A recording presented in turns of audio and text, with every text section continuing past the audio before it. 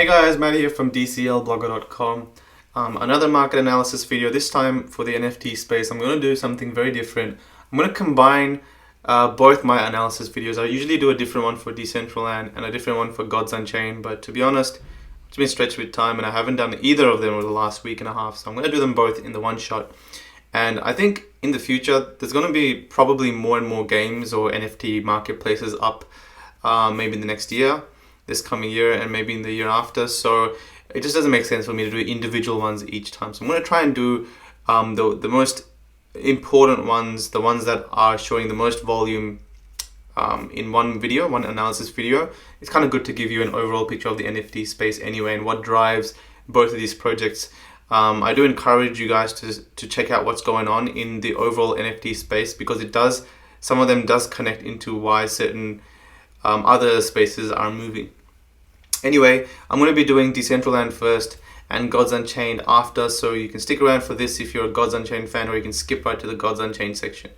So first I wanted to go through the market volume. Gods Unchained has been killing it over the last week, and we're going to go through that a little bit later, mostly because of there's just been a really big spike on some of the really I guess not expensive cards, or the higher movers, like the top legendaries or the top epics. A lot of these are being bought out and the cards are getting more expensive, so the supply is diminishing and demand is, even if the demand is the same, even if you're buying the same volume of cards, you're actually paying more, right, overall as a market, because cards are now a lot more expensive. So we're going to go through that a little bit later. But Decentraland market has been pretty much the same, so 500 ETH or 400 to 600 ETH in between that. Before, like, a few last year sometime, it was about double this, just because the mana coin was about 7 to 8 cents, right? And right now, if you look at mana or Decentraland coin, it's about 0.036 cents. Sorry, I didn't mean, is that 7 cents? So that's 3.5 cents. So yeah, 4 cents, right? Around 4 cents. So because mana coin has kind of gone down versus Ethereum anyway, we're kind of seeing a lower Ethereum volume. But in terms of that, marketplace is definitely healthy. We're getting quite a lot of sales. 500 Ethereum, 550 Ethereum in a bearish market for the majority of alts is pretty damn good. And this is what I like about the NFT space, that we still get some decent volume for the larger projects. For the lands, you can see the cheapest lands right now are around 12,000 mana. So that's about around 400 USD, I'm assuming. 12 times 3, yeah, about 400 USD for the cheapest land. And that's crazy, because lands have been slowly creeping up from around 9,000 as the cheapest to 12,000 being the cheapest over the last year. And right now, I think supply is really diminishing, and a lot of the lands in between, say 12,000 and 15,000 are being bought. Before we had like 5 to 10 pages under 15,000. Now, let's see, there is 15. So I think each page has 12 lands, 12, 16, 22. So about 21 or 22 lands under 15,000. So if a couple of these get bought every day, it's going to be like maximum about a month. If this trend volume continues, then we're probably going to see 15,000 mana as the floor. And if you start seeing that, and if mana takes, mana is kind of going up in volume recently. Over the last couple of weeks, it's gone up quite a lot versus Ethereum and BTC. It's gone from about 380 Satoshi to currently sitting at about 500 sats. So it's gone up quite a lot. And I think we're going to see some of that trickle down into people trying to figure out what mana coin is, then stumbling upon the Decentraland project and some of them buying, especially now with content being developed. So non-fungible shows us a lot of the recent sales. You can see a lot of the double roads still go for 30 to 50,000 mana, depending on where it is. If you're connected to a double road that's connected to a district, then you're going to see 30 to 50,000 mana, probably on the closest to 40,000 mana plus. Land in between districts are still around 15,000 mana. Lands really far on the outskirts are selling for the cheapest. So you can see this one's kind of bordering the eastern edge, and that's the cheapest. It's under 11,000 mana. We had this one. Is that the same one? If it is, I do not know why. What happened here? Looks like it was bought and then sold within 5 hours. It's weird. This one sold for 8 Ethereum, which, what's 8 Ethereum? 8 times, so it's about 1,000. It's about 30,000 mana, right? So that's about 30,000 mana. So again, double roads connected to districts. You can see lands connected to single roads are still around between 16 to 18. This one's close to Fashion Street, so that's why this one's going for a little bit more expensive, along with this one and this one. This one was a really good buy at 19,800 mana. In the top left quadrant, where you're close to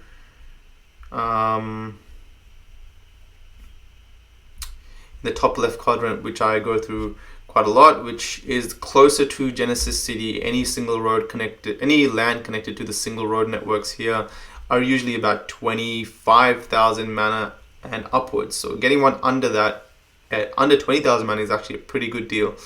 We had some estates sell as well. So estates are lands that are clustered together. We had this one 10 piece sell for 230,000 mana. I think it was 240,000, and then the fees kind of took it down to 227,000. So it's about 20,000 mana or 25,000 mana a piece. About 23,000, 25,000 mana a piece. And this one is pretty decent. It's connected to a double road, somewhat close to Genesis City and this intersection here, and connected to the other side of this district, which is Bittrex tomorrow, right?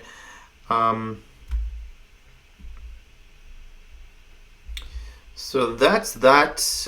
We are seeing volume with estates. Every now and then we see the freak buy. So this one's really interesting. This 3-land estate that's sold for 150,000 mana. It's interesting because of the buyer, all right? Now this buyer, who bought this land, actually came in sometime last year, September, 2 years ago now, in September, and pretty much just dumped like 10 million mana into the market, buying a shit ton of lands. And he single-handedly took the lands up from about 7,000 to about 9,000, 10,000 mana, just because he bought so much land. So he's coming in again and kind of reloaded his wallet with another almost 10 million mana. Looks like he's been accumulating from Bittrex over the last couple of weeks. You can see a few million come 2 weeks ago, and then he's kind of slowly bought up more mana. He's also buying engine coins, so I think he's going a little bit more harder into the NFT space. It's quite interesting. And he's come along and bought this 3-piece. I think it's because he has some connected land on the side of these, so he's kind of extended that by buying these 3. And I think he's got about 10 million mana, and from memory he actually owns, we call him Nessie the whale, because he just came in and just shocked everyone by buying a ton of land. He owns a lot of the land on this side. I think he owns all of this. I think he even owns this too. Yep, F16A is the wallet. So he owns this too. I think he owns all of this. And I have a feeling he's kind of going for this estate here. So it's a 10 million mana buy. It's one of the largest estates in Decentraland. It's almost as big as a lot of these districts. So if he buys that for 10 million mana, that's going to be the largest NFT sale, I think, in Decentraland, or even just history of NFTs, because that's going to be about, at this rate, 360,000 USD if that gets bought. So it's going to be pretty crazy if that happens, and it looks like it's going that direction. I can't see why else he'd be holding on to 10 million mana unless he really thinks Decentraland's going to kick it off anytime soon. But that's very interesting to note. That's pretty much it for Decentraland. We had our contest, our creator contest finished recently, which is what people are actually building on the land. It's pretty cool. We have a good selection, a good balance of realism, which Mikey does really, really well.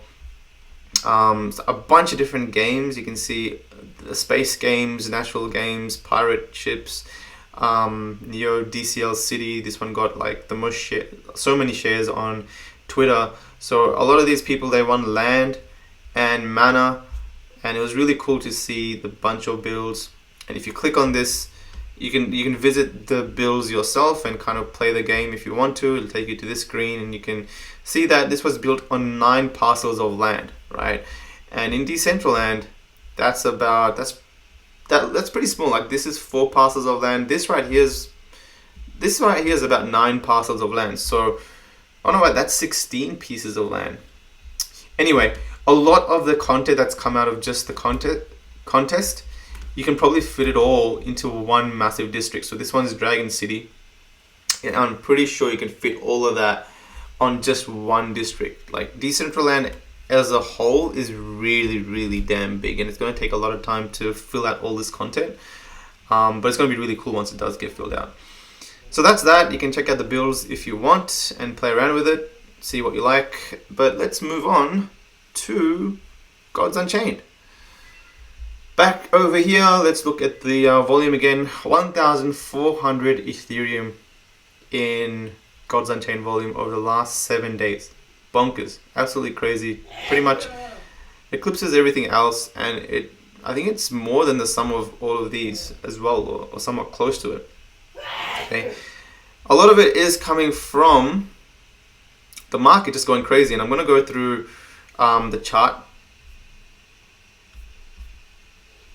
So you guys know that I like to chart a lot of the movements, so I'm going to be going through the movements of some of the top legendary epics and rares, and I do a snapshot every 7 days to 10 days. You can see here from launch price to 3rd December, 10th, 22nd, 27th, so about 1 week or 10 days.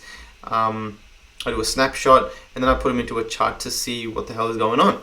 So you can see that all of these are pretty much every week snapshot. The orange is launch price, so you can see from launch a lot of these cards have gone only in one direction, and that's upwards. And the last one here, red, is so 6th January. We've had pretty big spike. You can see Jason has gone up from 0.4 to over 0.6 Ethereum. Avatar of War, a lot of these have gone up quite a lot. Tayet was actually pumped the week before, so you can see because it was already gone up, it hasn't gone up much this week, which is very interesting. Demogorgon's gone nuts. That one's gone from 0.2 to close to 0.4, pretty much doubled in value. A lot of the epics have doubled in value, a lot of the top ones at least, and it's really interesting to see that happen.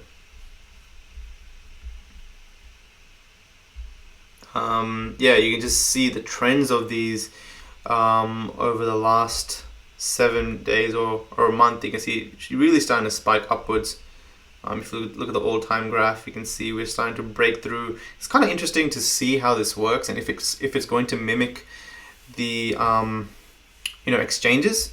It's going to be very interesting to see how this kind of data plays out. Avatar of Magic is also slowly going up. What I like to see is this volume, guys. I like to see these dots very frequent. It means that people are buying them frequently and the volume is consistent. The more consistent the volume is, the more likely supply is going to slowly come down, and then naturally the price of that asset is going to go up. Excuse me. This one's just gone crazy. This one was 0.06 Ethereum literally like 4 or 5 days ago. Then someone just pumped it all the way up to 0.3 for no good reason, but because it has the word dick in it, and that's why. I used to have a freaking diamond dick puddle coat, and then I sold it for 8.9 Ethereum. If I kept it, I think it could have been worth like 15 to 20 Ethereum. But anyway, I reinvested that back into some cards, so I didn't make too bad of a loss in terms of that. Yeah, a lot of these cards have gone up, slowly creeping up. I feel like some of these are going up at a healthy rate, like Aeneas. I have no idea how to pronounce that. I'm just going to say Aeneas for fun. The Gatekeeper, a lot of these actually have utility. The Harvester, like some of these are actually being played in the game. Some of these are just being pumped just because it's fun to buy cards. And just as every NFT marketplace currently, there's so much speculation that cards or land or this particular project is going to be worth so much. So you can have investors that buy a ton of this stuff, literally waiting for the next 2 years to see if the game will grow at the rate that it does, so that they can sell their investment sometime in the future. So there's a very non-existent balance between utility and price value. Some of these are going up because of utility, some of these are just going up because people are buying a crap ton of them. Alright, so we have our legendary chests as well that have gone up from 1.2 Ethereum somewhere in late last year, which was literally just about a week ago, to 1.9 or almost 2 Ethereum. And that all was because someone opened a legendary chest, and I think they got a gold legendary, which was like 6 to 8 Ethereum. So ever since then, everyone's kind of, like within the next couple of hours, people started buying a ton of these, and now they're sitting at 1.9 Ethereum. I still feel like these chests have a really strong novelty value. And if you look at the chests growth, you can see legendary chest. Again, each one of these week is a snapshot. The last one being the last week's, and you can see that compared to the week prior to that. Legendary chests have gone up quite a lot. Rare chests, kind of similar price, but I like the stability, so I'm pretty sure it's continuing to be bought out. You can see here the volume. How's the volume going? Someone accidentally sold this for 0.0342 instead of, they put a 0 in there. It's kind of sad. Volume is consistent. Chests are continuously being bought, which is always good to see. So that's that. Promo cards are going up a little bit. You're not going to see many of these bars here move much, just because supply for promo cards is pretty low. You can see here for 3 days, for 3 weeks, it's pretty much the same, just because none sold. And then recently we had quite a few sales for lights bidding. But yeah, I have a lot of Blessed Chimera. I really am a big believer in volume, frequent buying resulting in the slow increase of price. I don't like price spikes, because then you can't predict which way things are going to move. Price spikes are good to sell, but not really good to invest, and they don't really give us much data. But continuous volume and a trend, a steady trend, gives us, it gives us something to make decisions of. And then we have the ROI for these assets since launch. You can see that demonic offering, only because this one, when it was first released into the marketplace, I think we had quite a lot of sales for 0.01 Ethereum. Now I think it's selling for about 0.05 to 0.06, so the ROI is pretty great. You would have been pretty lucky to pick them up at 0.01. A real man, again, this one was selling pretty cheap, and then people bought the crap out of it. But steady ROIs, a lot of these cards, most of them are being over 100% or more than 1x. No, wait. If it's 1, that means it's 2x. That means it's a 200% ROI. So 100% ROI would mean double. A 200% ROI would mean triple, so forth. Yeah. So it is a bit confusing as how this works, but basically just add a 100x percentage to each one of these numbers. It's basically how much percentage it's gone up. But yeah, a lot of these have doubled, so a lot of them have gone up 100%. Spare a few, but they're going to move, I'm pretty sure. They're going to continue to move. But it is interesting to see how these are going up just crazily, just because cards are a very cheap investment. Like, you can buy some pretty good cards for 0.05 or 0.1 Ethereum still, or even 0.5 Ethereum. So it's just because so many people can still get into the game. Prices are still going up, but I do predict it to stagnate for a long period of time. If Ethereum does spike and people want to cash out their cards to jump on the Ethereum bandwagon or something like that, because that's what's happened to other NFT spaces. I do know that that's definitely a factor to affect the prices. That's pretty much it, guys. That's my analysis on the last of those two projects. Yeah, there's been, I wanted to go through some opportunity as well. Just a couple of buys that's happened just because a lot of these cards have spiked suddenly out of nowhere. So for example, Expectant Chicken, right? This badass card went from 0.06, I think, 0.07, 0.06 to suddenly 0.12. So pretty much doubled in price, the meteorite version of the card. So a lot of these cards that pumped really quickly, their other shines didn't have the chance to catch up, right? So A couple of opportunities that came our way that if you would have been quick, you would have picked them up. For example, there was a lot of expectant chicken cards for a gold versions of these cards for 0.15. You can see 7 of them were bought. I bought, I think, 4 or 5 of them.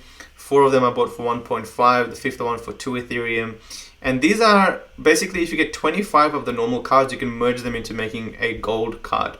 So what's 0.1? Even if you take conservatively 0.1, you times that by 25, that's 2.5 Ethereum. So I picked them up for 1.5 Ethereum. So I was pretty confident that I can even sell them for 2 Ethereum or 1.9. It's still a healthy buy for someone. So that was an instant buy for me. I bought about 5 of them. And there was quite a few of those opportunities with other cards that pumped really quickly. If you were quick to see the correlation between their shines and the meteorite, you could have purchased them. Yeah, if something pumps really quickly, it's good to see either OpenSea or Token Trove to see the shines, or even if there's some cards that haven't been picked up over there. But don't get too carried away with the pump, in the sense that suddenly if you see this particular card sell at 0.14 Ethereum from 0.07, this one right here, then that doesn't mean it's suddenly worth 0.14 Ethereum. You can see it's kind of come back down as people are relisting their expectant chickens. But yeah, that's about it, guys. I don't want to make this too long. Let me know if you like this kind of video that goes through 2 projects or multiple projects at the same time, because it's just going to save me time doing so. But yeah, have a great new year, and I'll see you guys in another video.